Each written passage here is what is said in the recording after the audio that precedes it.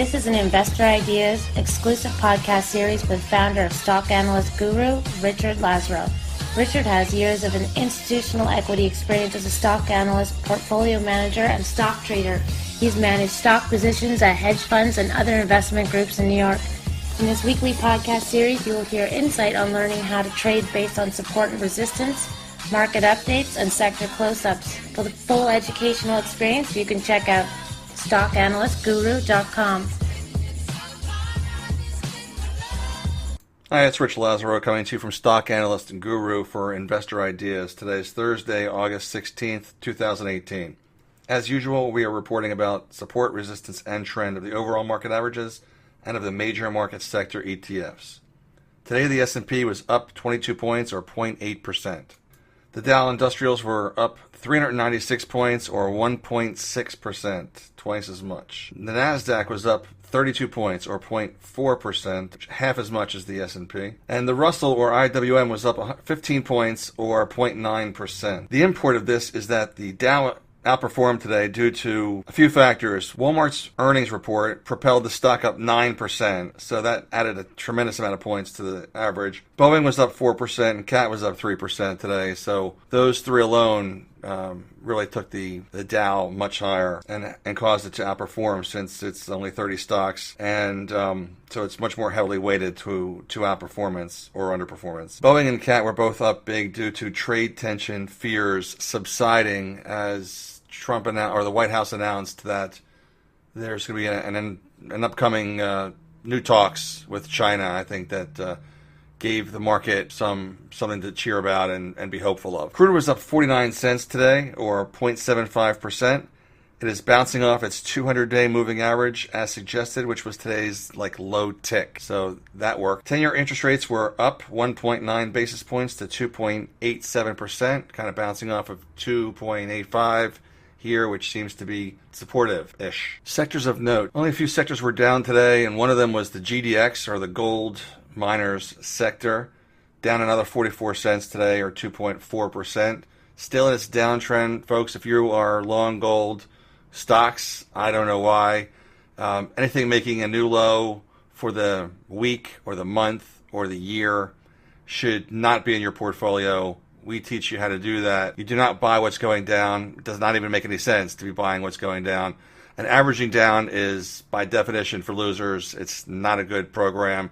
You do not buy something and then buy some more when you sell it if it's going down. That seems to make a lot of sense. Yes, you might have to try a few times to buy something, but yet you're not sitting there with a portfolio of stocks that are where you're losing 5, 10, 30% in them, hoping and praying that they get back to even just so you can get out flat. I mean, that's not a good program. Well, especially while the market's going up and everyone else is making money. That's ultra depressing. And we teach that here at Stock Analyst and Guru. The other sector that went down was SMH, or the semiconductor holders, down 16 cents, 0.15%, not a big deal.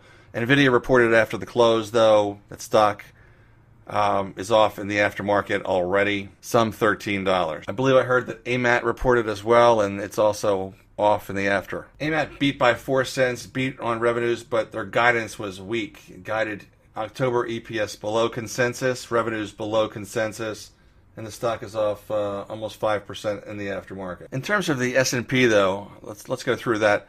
It got rejected today around 28.52 or so, and ended up down at 28.42. So 10 points off the high, which is right around trend line.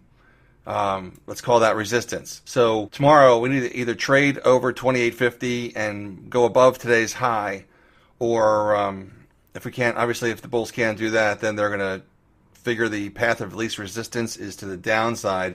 We will sell off again. If we can get a point or two over today's high, bulls may be emboldened enough to rally the S&P back to the 28.60, 63 highs, and then once they attain that, then maybe they can shoot for the 28.73.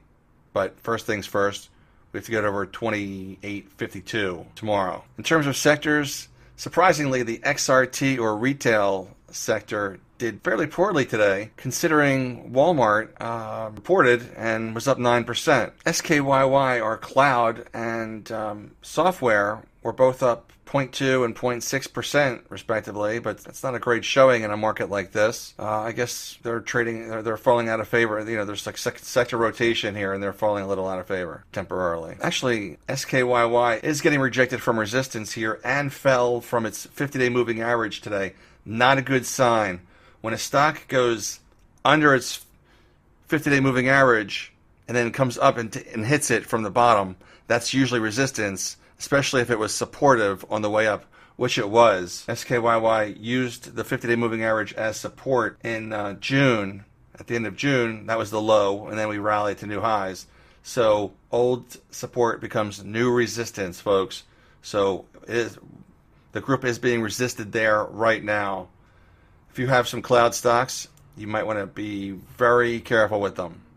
The ITA, the aerospace ETF, was obviously good today, 1.4% to the positive on the backs of Boeing. The HLV, or the healthcare select sector, was up nicely today, up about 1%, and is less than 1% away from its all-time high, which was back in January of this year, from which it fell precipitously, straight down like it took the elevator down from 92 to 80 in like 2 weeks. We are approaching that. If you have healthcare stocks, you might want to look to sell a little bit if they go up another percent or two into this top, if they start to act weak. In cannabis land, CGC was off $1.20 today, or 3.7%. Afria was off 14 cents, 1.75%, and Aurora was down 13 cents, or 2.58%. And TGODF, which is Green Organic Dutchman, was down 5%. And no, folks, you don't buy something just because it was down big today. You don't buy weakness, we all buy strength. Okay, more tomorrow. Have a good evening. Investor Ideas reminds all listeners to read our disclaimers and disclosures on the InvestorIdeas.com website. And this podcast is not an endorsement to buy products or services or securities. Investors are reminded that all investments involve risk and possible loss of investment. To hear more podcasts, you can visit our audio page at InvestorIdeas.com/audio. And a reminder, you can also hear our podcasts on Spotify, iTunes, TuneIn, Stitcher, Spreaker, iHeartRadio, and Google Play Music. To help you follow and track sectors, Investor Ideas has created stock directories of publicly traded stocks for investors to use as a research tool to start trading and investing. Visit www.investorideas.com/membership to learn more about our stock directories and leading sectors.